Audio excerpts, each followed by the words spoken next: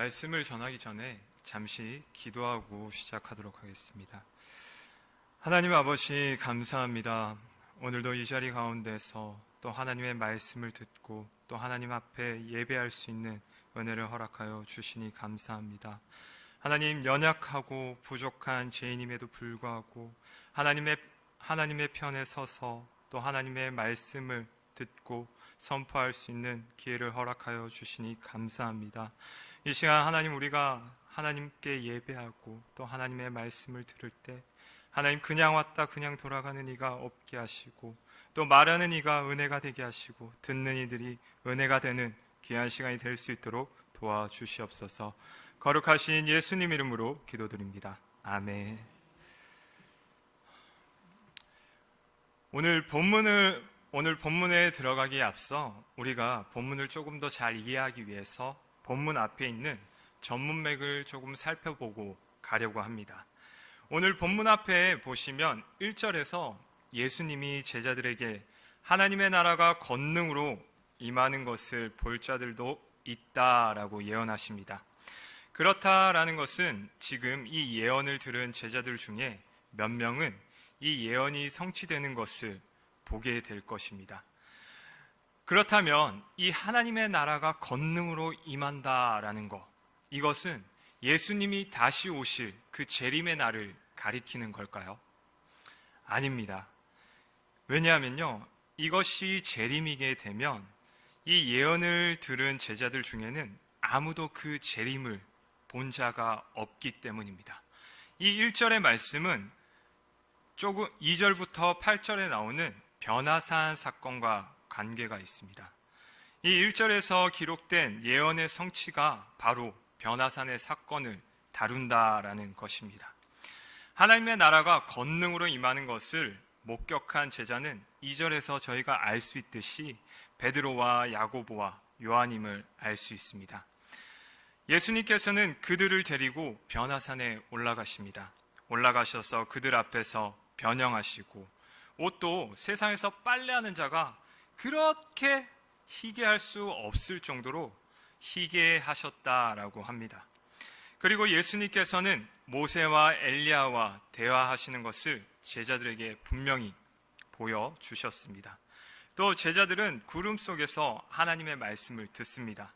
이는 내 사랑하는 아들이니 너희는 그의 말을 들으라 하는 소리를 듣습니다. 하나님께서는 제자들에게 예수님이 메시아임을 지금 확증하고 계신 겁니다. 또 더 나아가서 제자들에게 부활 이후에 나타날 하나님의 나라에 대해서 보여주고 계신 것입니다. 예수님께서 이러한 신비한 경험을 제자들에게 보여준 이유는요, 바로 이 신비한 경험을 통해서 그들에게 맡겨진 그 사명을 잘 감당하게 하기 위해서였습니다. 그러나 제자들과 산을 내려올 때 예수님께서는 마지막으로 너희는 인자가 죽은 자 가운데서 살아날 때까지 본 것을 아무에게도 이르지 말라라고 하십니다. 그러나 이 말을 들은 제자들은 아직 그 말이 무슨 뜻인지, 또 변화산에서 일어난 사건의 의미가 무슨 뜻인지 다 깨닫지 못하고 예수님과 산을 내려오게 됩니다. 산을 내려와서 예수님이 처음 목격한 것은요, 많은 사람들이 다른 제자들 곁에 머물러 있었습니다. 제자들은 서기관들과 변론하고 있었습니다. 14절 말씀해 보시면 제가 읽어드리겠습니다. 이에 그들이 제자들에게 와서 보니 큰 무리가 그들을 둘러싸고 서기관들이 그들과 더불어 변론하고 있더라. 아멘. 변론의 내용에 대해서는 성경에서는 자세히 언급하고 있지는 않습니다. 그러나 오늘의 본문의 내용으로 보아 제자들이 자신들에게 찾아온 사람의 병을 고치지 못했기 때문에 이러한 변론이 벌어진 것 같습니다. 지금 그 제자들과 변론하던 그 사람들은 서기관입니다.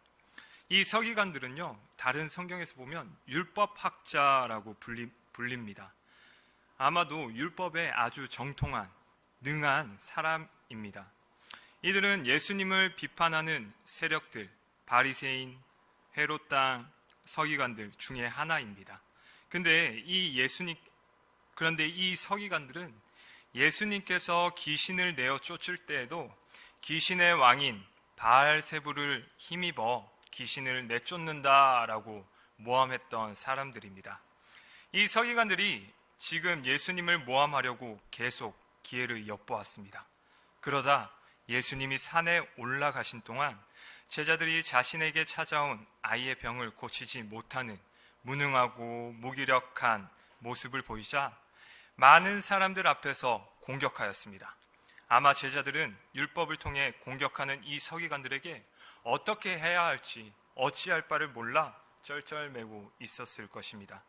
그렇게 논쟁이 벌어지고 사람들이 모여 있을 때 예수님이 나타나셨고 물으셨습니다. 16절 말씀에 예수께서 물으시되 너희가 무엇을 그들과 변론하느냐. 여기서 너희는요, 제자들을 의미합니다. 그들은 서기관들을 의미합니다. 그러자 무리 중에 한 사람인 병든 아이의 아버지였습니다. 그가 예수님께 자신의 아들에 관한 이야기를 합니다. 자신의 아들이 말 못하게 하는 귀신이 들렸다라는 것입니다. 오늘 본문에서 귀신으로 말미암아 아이가 질병을 얻게 되었다라는 것을 말하고 있습니다.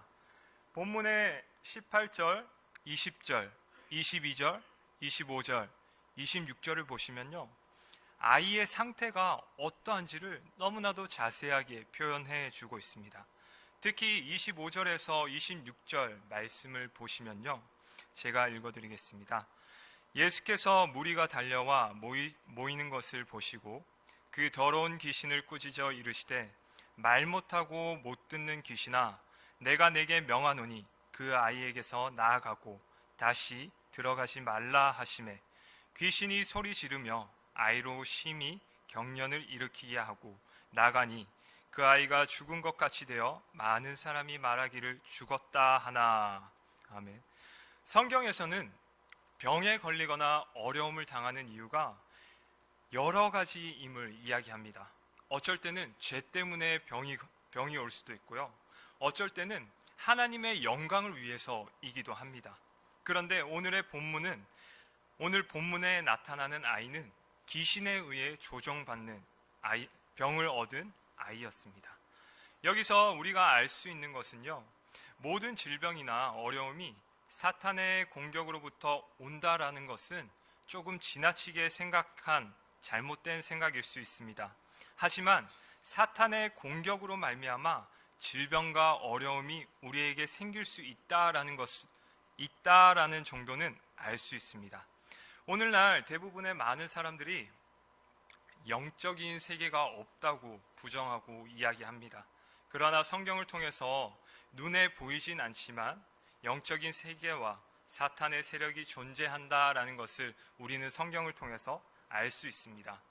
예를 들면요, 마리아에게 나타난 하나님의 뜻을 전한 천사, 또 군대의 귀신과 같이 사람의 정신을 지배하여서 자신을 괴롭히고 힘들게 하는 영적인 귀신, 또 우리를 잘못된 가르침으로 인도하고 잘못된 가르침을 전파하게 만드는 미혹하는 영 등 우리는 성경을 통해서 다양한 형태로 나타나는 영들의 모습을 볼 수 있습니다. 그것처럼 귀신 들린 아이는요, 어릴 때부터 악한 영에 의해 아이가 불과 물속을 왔다 갔다 뛰어다녔습니다. 그러한 모습을 보는 아버지의 마음은 어떠했을까요? 이 아이를 고치기 위해서 아마도 할 수 있는 모든 노력들을 했을 것입니다. 그럼에도 이 아이를 고칠 수가 없었습니다. 그리고는 악한 귀신에 의해서 조종당하는 거다, 악한 귀신에 의해서 병을 가시게 된 거다라는 것을 알게 되었습니다. 그래서 어느 날 예수님이 여기에 오셨다라는 소문을 듣고 찾아오게 되었습니다. 그런데 예수님께서 안 계셔서 제자들에게 아이를 부탁하였습니다. 그러나 제자들은 그 귀신 들린 아이를 고치지 못했습니다. 그러한 상황을 예수님께 말씀드렸더니 그 상황을 들으시고 또 보신 후에 예수님은 19절에서 이렇게 말씀하십니다. 대답하여 이르시되 믿음 없는 세대여, 내가 얼마나 너희와 함께 있으며 얼마나 너희에게 참으리요, 그를 내게로 데려오라. 마가복음 19장 19절 말씀입니다. 예수님께서는 이 모든 세대들에게 믿음 없는 세대여라고 말씀하고 계십니다. 아마도 이것은요, 거기 있던 모든 사람들에게 말씀하신 것 같습니다. 많은 놀라운 이적들을 보았음에도 불구하고 계속 예수님을 책잡으려 하고 비판하려 했던 서기관들도요, 믿음이 없었고요, 또 아들을 데리고 온 아버지도 믿음이 없었습니다. 그리고 제자들도 믿음이 없는 모습을 지금 보여주고 있습니다. 그리고 계속해서 내가 얼마나 너희와 함께 있으며 얼마나 너희를 참으리요 라고 말씀하십니다. 이 말씀을 통해 여기 있는 모든 사람들이 뭔가를 통해서 조금 깨닫기를, 각성하기를 원하셨다라는 것입니다. 그리고는 아이를 예수님께 데리고 옵니다. 다른 경우에는요, 이 귀신이 예수님을 보면요, 예수님을 먼저 알아보고 물러섭니다. 하지만 이번에는 귀신이 예수님을 보자 아이에게 심한 경련을 일으키고 있습니다. 그리고는 예수님께서 귀신에게 나가라고 명령하십니다. 그러자 끝까지 버티면서 아이를 넘어뜨리고 버티다가 예수님의 명령에 의해 아이를 잡고 있던 귀신이 떠나갑니다. 27절 말씀해 보시면 예수께서 그 손을 잡아 일으키시니 이에 일어서니라. 많은 사람들은 귀신이 빠져나가고 이 아이가 넘어져 있어서 죽었다라고 생각했습니다. 그러나 예수님께서는 그 아이의 손을 잡고 붙잡고 일으켜 세우십니다. 여기서 일으키시니라는 말은요, 헬라어 원문에서 에게이로라고 읽고, 즉 부활을 의미합니다. 다시 살아났다라는 뜻입니다. 그런데 여기서 아이를 고치신 사건도 아주 중요합니다. 그러나 오늘 말씀에서 더 중요한 것은요, 그 후에 예수님과 제자들이 집으로 들어가서 나누신 대화입니다. 지금 28절을 한번 같이 읽겠습니다. 시작. 집에 들어가심에 제자들이 조용히 묻자오되 우리는 어찌하여 능히 그 귀신을 쫓아내지 못하였나이까. 아멘. 제자들이 집에 들어가 묻습니다. 예수님, 왜 우리는 귀신을 쫓아내지 못하였습니까? 왜냐하면요, 이 제자들도 얼마 전까지 귀신을 쫓아내고 병자들을 고쳤기 때문입니다. 그랬기 때문에 지금 예수님, 왜 저희는 귀신을 쫓아내지 못했나요? 라고 이야기하고 있는 것입니다. 마가복음 6장에 보시면요, 예수님께서 12제자들을 둘씩 파송을 보냅니다. 그때 6장 13절 말씀해 보시면 이 제자들이 많은 귀신을 내쫓고 많은 병자들을 고쳤다라고 언급되어 있습니다. 그러나 오늘 지금 9명의 제자들은 귀신 들린 아이가 왔음에도 불구하고 또 9명의 제자들이 있었음에도 불구하고 그 아이를 고치지 못해 많은 사람들로부터 부끄러움을 당하고 또 서기관들에게 도전을 받았습니다. 그런데 주님께서 그러한 이유는 이것이다, 너네가 귀신을 내쫓지 못한 이유는 이것이다 라고 하면서 29절에 이렇게 말씀하십니다. 같이 읽겠습니다. 시작. 이르시되 기도 외에 다른 것으로는 이런 종류가 나갈 수 없느니라. 아멘. 어떤 사본에는요, 기도뿐만 아니라 금식도 추가되어져 있습니다. 그렇다면 여기 나오는 기도와 금식은 무엇일까요? 우리는 기도에 대해 조금 잘못된 생각, 조금 오해를 가지고 있는 것 같습니다. 우리가 기도하면 모든 것을 응답받는다라고 생각하실 수가 있는데, 이것을 조금 예를 들어서 제가 설명해 보겠습니다. 집에 날카로운 칼이 있습니다. 근데 아버지는 그 칼을 위험하고 아이가 감당할 수 없기 때문에 높이 올려놓고 아이에게 칼을 주지 않습니다. 그러나 아이는 그 칼을 보고 아버지에게 달라고 울부짖기도 하며 또 어떨 때는 그 칼 때문에 밥을 먹지도 않고 금식한다라는 것입니다. 이러한 오해가 우리에게 조금 있다라는 것입니다. 그런데 무디 목사는 기도라는 것은 이런 것을 이야기한다. 무디 목사의 말을 빌리면요, 기도는 내미는 거지의 손과 같다라고 이야기합니다. 그것은 아무것도 없는 사람이 하나님께 도와주세요, 하나님의 은혜를 구합니다, 주님의 은혜를 주십시오 라고 고백하는 것이 기도다라고 하는 것입니다. 그런데 금식도 마찬가지입니다. 우리는 육체를 가졌기 때문에 외부로부터 공급되는 음식을 먹어야 힘을 쓸 수 있습니다. 근데 금식은요, 그 외부로부터 공급되는 음식을 차단하는 것입니다. 다시 말해 금식한다라는 것은 음식의 힘이 아니라 하나님의 능력과 하나님의 힘을 의지하겠습니다라는 고백이다라는 것입니다. 철저히 하나님의 은혜를 구하여 하나님의 은혜를 구하는 것이 이 금식의 본질이다라는 것입니다. 그런데 제자들은 예수님을 따라다니면서 직접 귀신을 쫓아내고 병을 고쳤습니다. 그러나 그런 일을 할 수 있는 이유가 자신들에게 있는 것이 아니라 하나님에게 있는 것인데 제자들은 그것을 잊어버렸습니다. 제자들은 계속해서 기도함으로 하나님의 능력을 의지했어야 하는데 그렇지 못한 것입니다. 그들은 기도하지 않아도 자신들이 과거에 행했던 능력대로 행할 수 있을 것이다 라고 생각했습니다. 그러나 그들의 결론은 어떻게 됐습니까? 많은 사람들 앞에서 부끄러움과 수치를 당하는 아주 무능하고 무기력한 모습을 나타내었습니다. 오늘날 우리들의 모습도 조금 비슷하지 않을까라고 생각을 해보았습니다.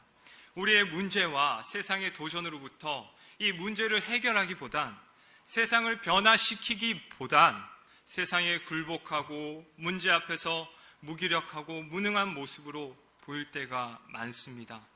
그렇다면 이런 무기력한 삶을 살아가게 되는 이유가 무엇일까요? 우리가 이렇게 무능하고 무기력한 삶을 살아가게 되는 이유가 무엇일까요?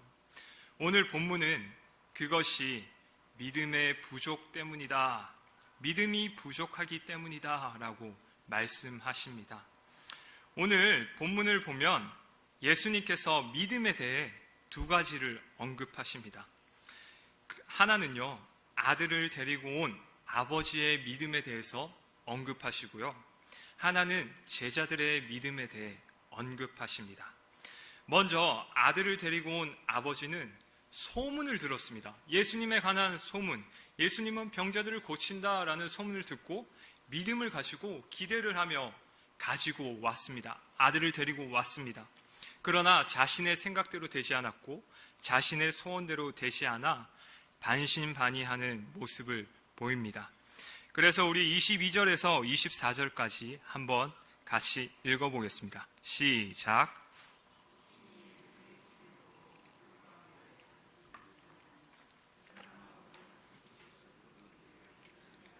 도와주옵소서. 예수께서 이르시되 할 수 있거든이 무슨 말이냐, 믿는 자에게는 능히 하지 못할 일이 없느니라 하시니 곧 그의 아버지가 소리질러 이르되 내가 믿나이다, 나의 믿음 없는 것을 도와주소서 하더라. 아멘.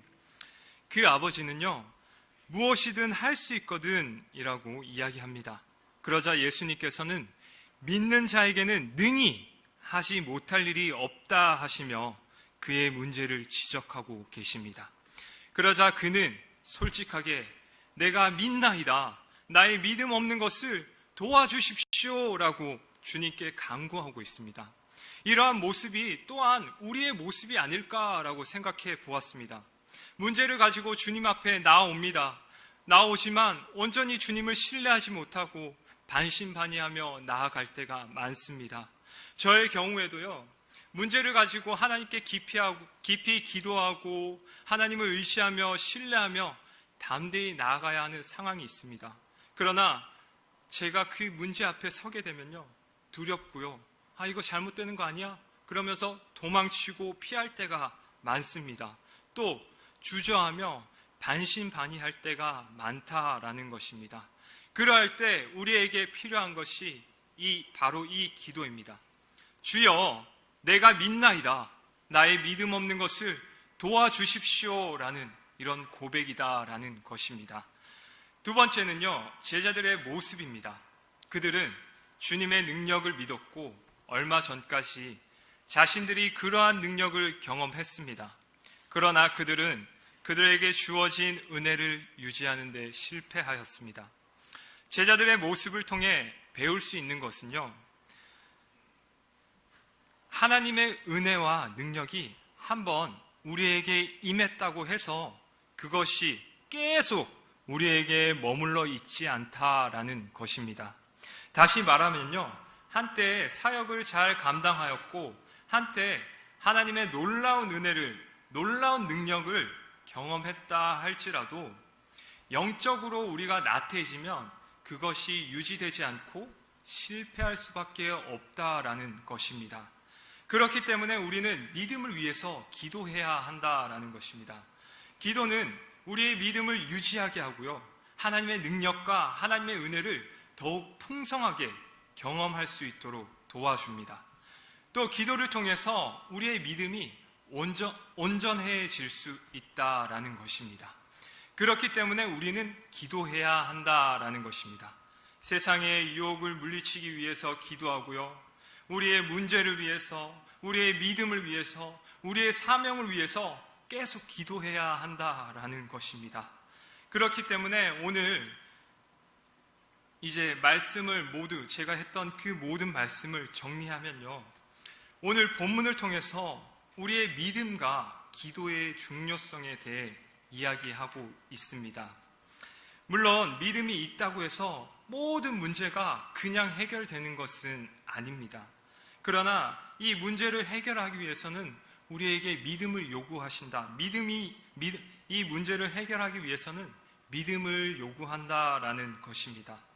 오늘날 우리가 여러 문제 앞에서 무기력하고 무능한 모습을 보이는 것은요, 우리의 믿음이 부족하기, 연약하기 때문입니다. 우리가 믿음을 소유하고 더욱 성숙한 믿음을 위해서 가장 중요한 것이 오늘 본문에 보시면 기도하는 것이다 라는 것입니다. 우리는 무엇보다 먼저 아이의 아버지처럼 기도하였으면 좋겠습니다. 나의 믿음 없는 것을 도와달라고 기도하셨으면 좋겠습니다. 두 번째는요, 제자들처럼 예수님의 능력을 믿고 과거에 놀라운 은혜를 체험했다고 하더라도요, 그 능력과 은혜를 상실하지 않기 위해서는 기도해야 한다라는 것입니다. 그렇기 때문에 우리가 이렇게 기도하고 겸손히 하나님의 은혜를 구할 때, 성령 충만함으로 무장하여서 믿음으로 나아갈 때, 오늘 예수님의 말씀처럼 23절 한번 읽겠습니다. 예수께서 이르시되 할 수 있거든이 무슨 말이냐, 믿는 자에게는 능히 하지 못할 일이 없느니라 하시니라. 아멘. 이 말씀처럼 늘 믿음으로 담대히 나아갈 때 이 말씀을 경험하고 이 말씀을 살아내고 하나님을 드러내시는 여기 모든 우리 왕도교회 성도님들이 되셨으면 좋겠습니다. 기도하겠습니다. 하나님 아버지, 감사합니다. 오늘 말씀을 통해서 믿음과 기도의 중요성에 대해 알아보았습니다. 하나님, 우리가